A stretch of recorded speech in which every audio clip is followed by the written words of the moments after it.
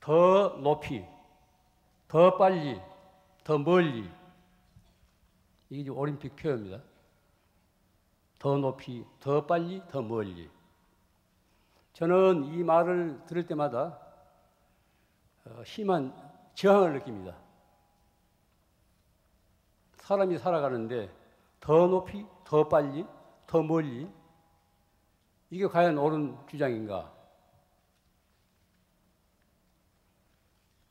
예, 일찍이 근대 과학의 좌우명은 스피드, 속도였어요. 그래서 빠르게, 더 빠르게, 좀 더 빠르게, 이런 구호가 나옵니다. 빠르게, 더 빠르게, 좀 더 빠르게. 그래서 초음성, 음성보다 더 빠른 비행기를 만들어내지 않습니까? 콩코드. 영국하고 프랑스하고 합작해서 만들었습니다. 그래서 돈 있는 사람들이 이제 대서양을 횡단하고 다녔는데 그 종말이 어떻게 됐습니까? 공중에서 폭발을 해요. 이것은 고도의 기술 산업을 과시하던 그런 현대 문명의 하나의 상징이에요. 빠르게, 더 빠르게, 좀 더 빠르게. 그 결과가 결국 공중에서 폭발하고 맙니다. 이건 상징적인 현상입니다. 생각해 보십시오. 우리가 어째서, 무엇을 위해서 빠르게, 더 빠르게, 좀 더 빠르게 살아야 합니까? 남보다 앞서기 위해서? 그럼 남보다 앞섰다고 해서 우리가 행복합니까? 남이 가진 것을 갖지 않았다고, 남이 갖지 않는 것을 가졌다고 해서 우리가 행복합니까? 남보다 빠르게 산다고 해서 행복합니까? 물어야 됩니다. 스스로 물어야 돼요. 묻게 되면은 해답은 그 물음 자체에 들어 있습니다. 남보다 앞서기 위해서 산다는 것은 결코 앞섰다고 해서 행복할 수가 없거든요. 한때 우리 기업에서 인류가 아니면 살아남지 못한다, 이런 소리 많이 했죠. 저도 그런 소리 들을 때마다 영 언짢게 들렸어요. 사람은 인류가 아니어도 훨씬 다 살아남습니다. 저 같은 2류, 3류도 살고 있지 않습니까? 인류는 고독한 거예요. 비정한 겁니다. 자동차를 운전하면서 저도 가끔 이제 그런 실수를 범합니다. 흔히 도착지를 미리 생각해가지고 오로지 몇 시까지 닿아야 된다, 몇 시간 걸려 거기를 도착해야 된다, 이런 생각에서 운전을 하고 있어요. 도착만을 위해서 그 과정을 소홀히 합니다. 목적만을 위해서 수단을 소홀히 한다고요. 이건 건전한 삶의 태도가 아닙니다. 삶은 미래가 아닙니다. 지금 바로 이 순간이에요. 바로 지금 이 순간을 살 줄 알아야 됩니다.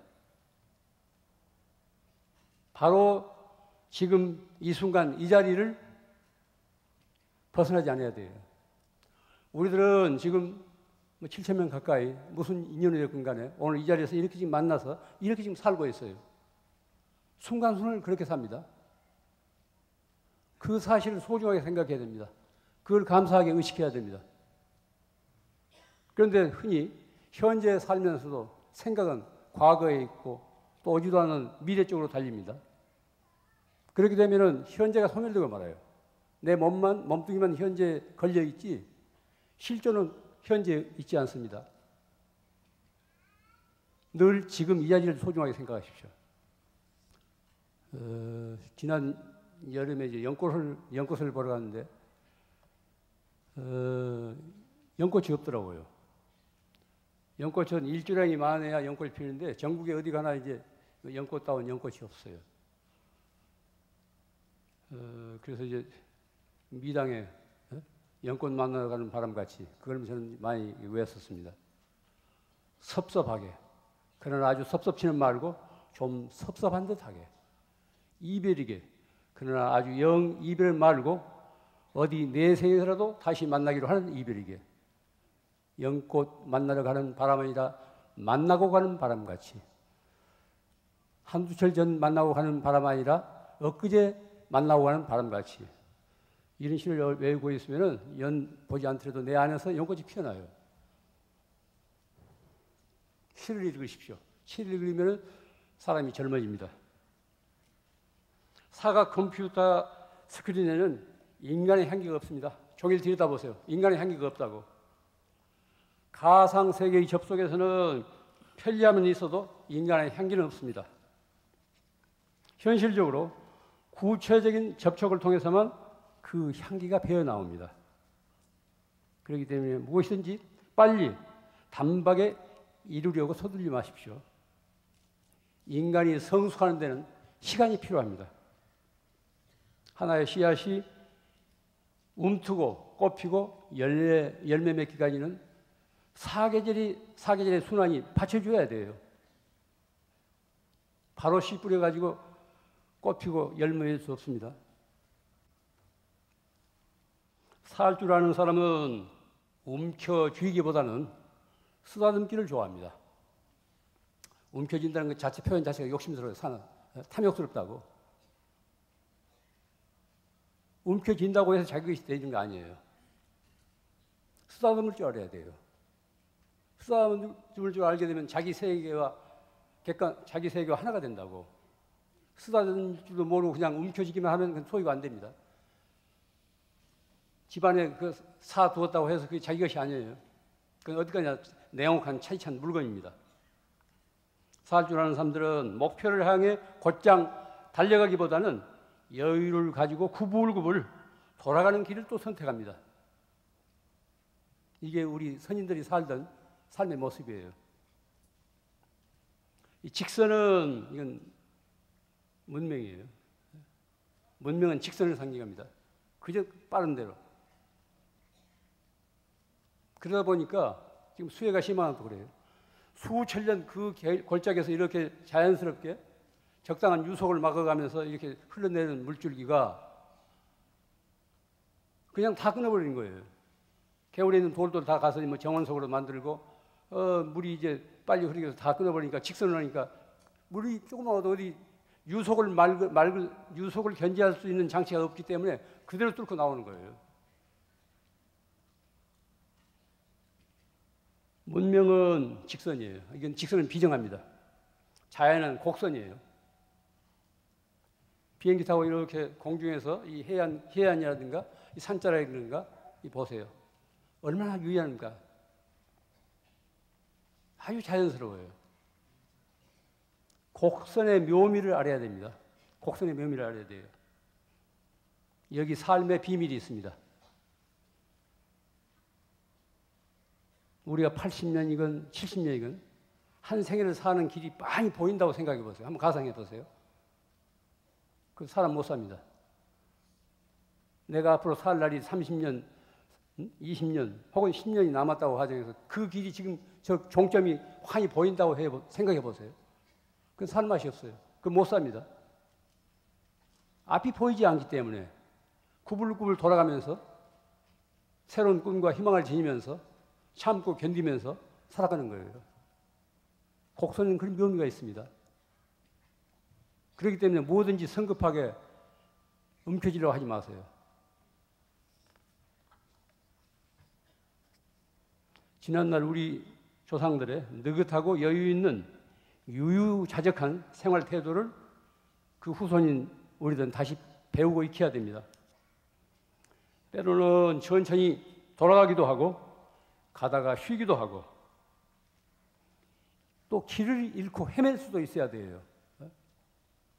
경제 논리로 따지지 마십시오. 뭐 시간 낭비다 뭐 있자고 하는데 경제 그것은 2차적인 것이지 1차적인 것이 못 됩니다. 걸핏하면 경제 논리로 모든 걸 따지라고 하는데 그건 아니에요. 천천히 돌아가기도 하고 가다가 쉬기도 하고 길을 잃고 헤맬 수도 있어야 돼요. 이런 삶의 기술이 필요합니다. 이거 삶의 기술이에요. 이게 하나의 다른 말로 하면 지혜예요. 단순한 테크닉이 아니라 살아가는 데 하나의 지혜라니까요. 이와 같은 삶의 기술을 통해서 자기 자신을 보다 잘 이해하게 되고 또한 타인을 이해하고 받아들이게 됩니다. 이웃과 함께 사는 유대를 이루게 돼요. 자기 자신에게 주어진 상황을 어떻게 받아들이냐에 따라서 삶의 질이 달라집니다. 시간에 쫓기는 사람은 죽으러 가는 사람이에요. 그저 앞다투고 그냥 죽으러 가는 사람이에요. 결국 종점이 죽음밖에 없으니까. 화장터를 향해서, 묘지를 향해서 그렇게 쭉 가는 거예요.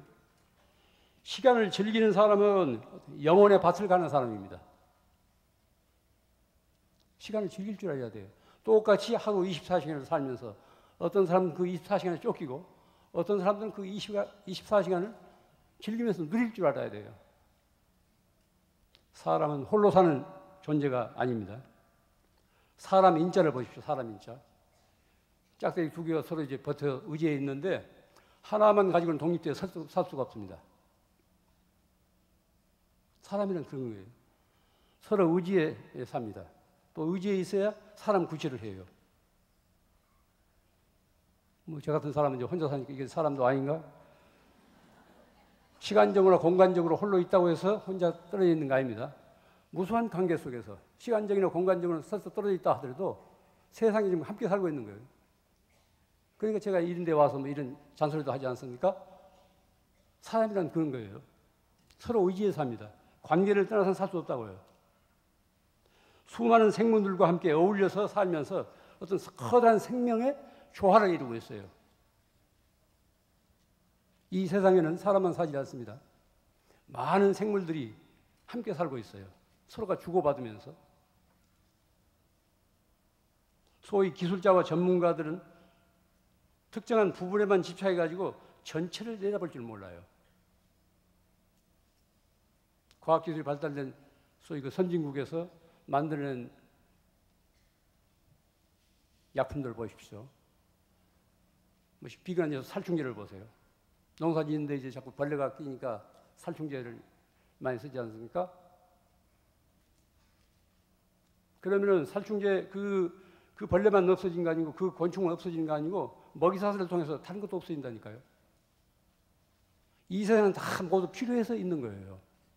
파리 모기가 없으면 좋을 것 같지만은 파리 모기가 없게 되면은 생태계에 어떤 큰 변이가 온다고.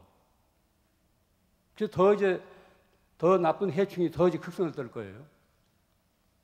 제가 사는 강원도는 요즘 그전에는 이 산에 열매가 많이 맺히고 그랬는데 열매가 별로 맺히지 않았어요. 뭐 돌배 같은 거, 산자두 같은 거 많이 맺히고 있는데 안 맺혀요. 물론 이제 비도 많이 왔겠지만은 이유가 그거라네요. 솔잎 폭발을 방지한다고 해서 항공 방제를 가끔 해요. 솔잎 폭발을 죽인다고 해서. 그런데 거기에 이제 필요한 그 곤충들이 같이 죽는 거예요. 벌이나 나비가 못 사니까 이게 촉매작용이 안 된대요. 그러니까 열매를 못 맺히는 거예요. 그 전체를 봐야지 어느 한 부분만 봐가지고 해서는 안 됩니다. 소위 전문가나 뭐 기술자들, 이 사람들은 부분밖에 볼 줄 몰라요. 부분을 잘 봤다고 해서 노벨 화학상을 주고 뭐 물리학상을 주고 그러지 않아요?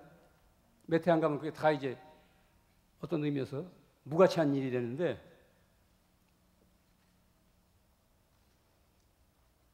지금 지구 환경은 말할 수 없이 매우 불안합니다. 뭐 잘 아시겠지만 얼마 전에 신문에도 보도됐죠. 지금 지구 환경 위기가 9시 15분이래요. 12시가 종말이라네요. 12시가 종말.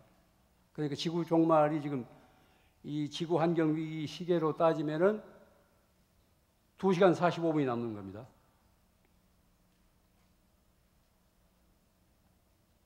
이것은 세계 각국의 환경 전문가들을 대상으로 한 설문조사를 토대로 해마다 환경 위기 시간을 발표해요. 일본 아사히 그라스라는 재단에서 하고 있는데 환경 전문가들이 전문가들의 의견이기 때문에 상당히 우리가 신뢰할 수 있습니다.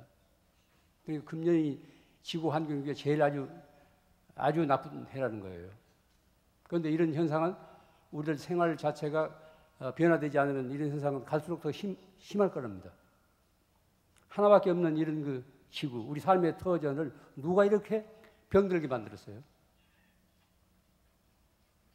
그 지구 안의 사람들 탓이에요.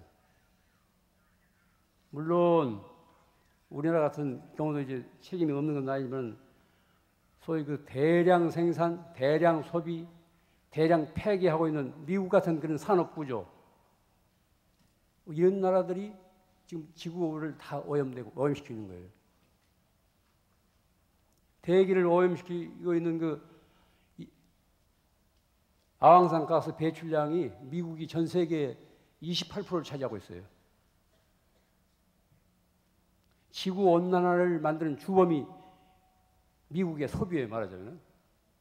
그래서 유럽에서는 유럽의 홍수라든가 가뭄이 이 미국 탓이라는 거예요.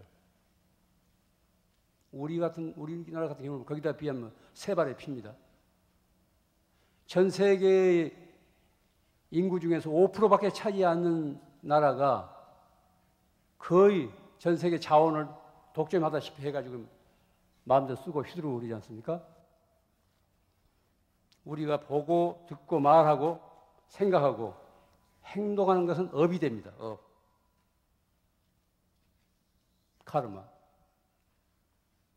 제가 요즘 어디 가나 이 업에 대해서 많이 이야기합니다. 업이란 무언가? 순간순간 우리가 보고 듣고 말하고 생각하고 행동하는 것, 이거 업이 돼요. 이것이 두터운 것을 업장이라고 그러잖아요. 업장. 그래서 뭐 절에서 업장 소멸해서 3일에 참여한다고 그러는데 이거 업이에요. 그러니까 순간순간 내가 말하고 보고 듣고 생각하고 행동하는 것이 나를 만들어 간다고, 내 자신을. 개인의 업을 별업이라 하고, 별업이라 하고, 여럿이 짓는 업, 사회적으로 짓는 업을 공업이라고 그렇습니다. 공업. 대기 오염이라고, 이것은 별업이 아니라 공업이에요. 모두가 그런 식으로 살기 때문에 그런 그 결과를 입고 있습니다. 업이라는 것은 우리 마음밭에 뿌리는 씨와 같아요. 씨를 뿌리는 것 같다고. 이 씨앗이 어떤 상황을 만나면은 일찍이 예상 못했던 결과를 낳습니다. 이게 업의 파장이고 그 흐름이에요.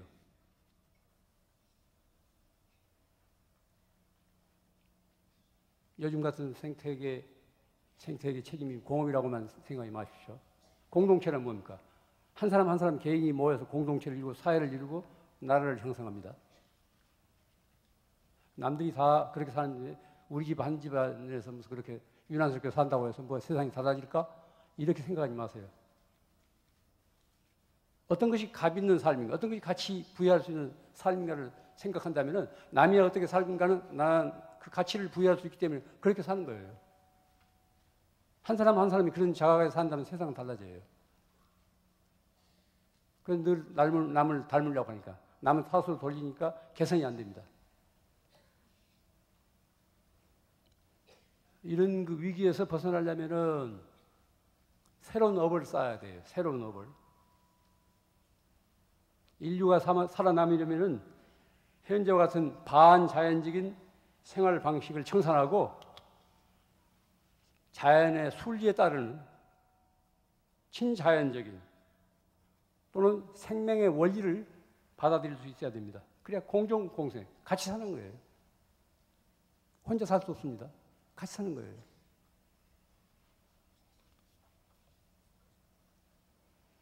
현대인들은 너나 할 것 없이 모두가 자기밖에 모르는 이기주의자들입니다. 물론 저 같은 사람도 그 중에 하나예요. 개인뿐 아니라 사회, 집단, 국가도 다 그렇습니다. 모두 저 목 챙기기에만 급급하지 이웃을 생각하지 않아요. 남을 배려할 줄 몰라요. 모두가 자기네 이익만 추구합니다. 모두가 자기중심적이에요. 덕이란 무엇입니까? 남을 배려하는 그 마음입니다. 그래서 큰 덕자라고 하지 않습니까? 남을 배려하는, 이웃을 배려하는 그 마음이에요. 곧 자비심이에요, 자비심. 잘 아시겠지만 우리나라에서 한 해에 1만 2천 명의 어린이들이 버려지고 있대요. 통계입니다. 통계라는 것은 그 비싸지 정확한 숫자는 아니에요. 한 해에 1만 2천 명의 어린이들이 이제 버려지고 있대요. 뭐 여기서는 주로 이제 미혼모하고 뭐 이혼 그런 가정에서 오는 현상인데, 소위 그 말 못할 사정 때문에. 말 못할 사정? 말 못할 사정이 어디 있어요? 이거 구실이에요. 자기 자신밖에 몰라서 그런다고. 어린 생명을, 자기를 의지해서 나온 이 세상에 자기를 의지해서 나온 어머니가, 아버지가 오른쪽 내버리잖아요. 이런 짓은 인간의 도리일 수도 없습니다. 또 이런 업을 짓게 되면 반드시 그 과보를 받아요. 내가 지어서 내가 받습니다. 결과를 생각해야 돼요. 우리 어떤 순간에 어떤 생각이라든가 행동을 한다고 해도 그걸 끝이지 않습니다. 법적으로라든가 사회적으로 또 대외적으로는 그게 숨긴 일 같지만은 세상이 어떻게 숨깁니까? 자기가 알고 있는데, 이 우주가 알고 있는데, 알건 모르건 사람의 도리가 아니죠. 자기를 의지해서 나온 손님이에요. 내 소유물이 아닙니다. 가족끼리 살기 어렵다고 동반자살, 이것도 말이 안 되는 거예요. 자살이나 타살입니다. 나에게 맡겨진 손님이라고, 내 자식은. 성장할 때까지 내가 보살펴야 할 의무가 나한테 있어요. 왜냐하면 내 자신이 성장할 때까지 어떤 부모의 은혜를 입었기 때문에 그 갚음으로 보살펴 줘야 되는데 그걸 내팽개치잖아요. 어떤 희생을 감수하더라도 자신에게 맡겨진, 자신을 의지하고 이 세상에 나온 어린 생명을 버려서는 안 됩니다. 말 못할 사정이라고 하지만 참고 견디면서 아이를 기르는 과정에서 어머니가 되고 사람이 되어가는 거예요. 인간이 형성되어 가는 겁니다. 갑자기 사람이 되는 것이 아닙니다. 그런 어려운 일을 통해서, 참고 견디기 어려운 일을 통해서 한층 한층 인간이 되어가는 거죠. 인간으로 성숙해가는 겁니다. 최근에 들은 이야기인데, 요즘 그 입양 실태인데요. 사내 아이를 꺼린다네요. 사내 아이를 꺼린대요. 왜? 이유가 뭐냐? 유산상속 문제로 사내 아이를 꺼린다네요. 그래서 외국에서 입양 신청 온 사람들이 계집아이를 원하는데 없대요. 국내에서 이제 남은 사내밖에 없대요. 최근에 제가 들은 얘기인데.